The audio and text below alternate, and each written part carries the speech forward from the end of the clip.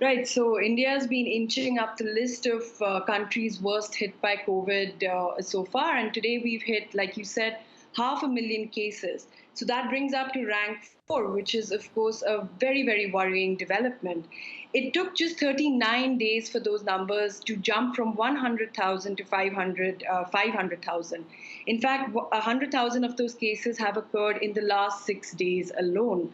So, according to official numbers right now, about two-fifths of that 500,000 are ongoing active cases. And like you said, we've had about 16,000 deaths. Officially, 300,000 people have recovered.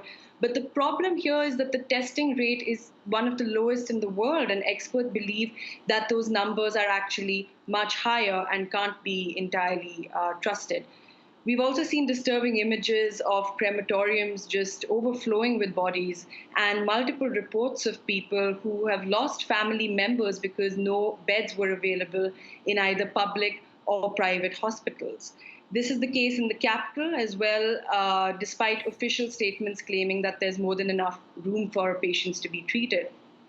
There's a serious concern about overburdening the healthcare system, especially in large cities like Mumbai and the capital, New Delhi, where the rate of infection is much higher than the rest of the country. With the virus making a comeback, are some people asking if the government was too quick to lift the lockdown measures?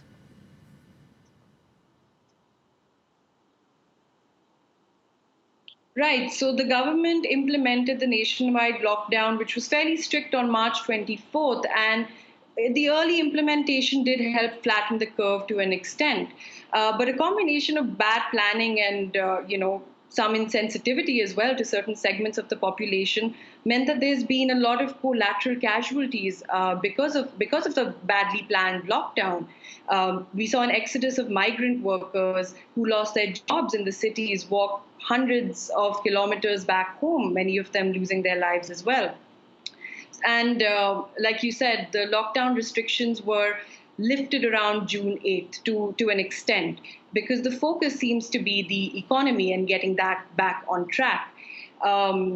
Interstate travel reopened along with some domestic flights and train services. Non essential shops and restaurants opened their doors as well, and the public welcomed that. You can see people walking around the streets in New Delhi uh, uh, quite around. Right now, it doesn't look like the government is going to reimpose any of those restrictions, and the unlocking could partially be one of the reasons for the rise in cases that we've seen. The good thing is that testing seems to be amped up, or at least they've said so. And we're also seeing hotels, stadiums, and even train coaches being converted to COVID care wards. So we're just hoping that everybody stays safe now.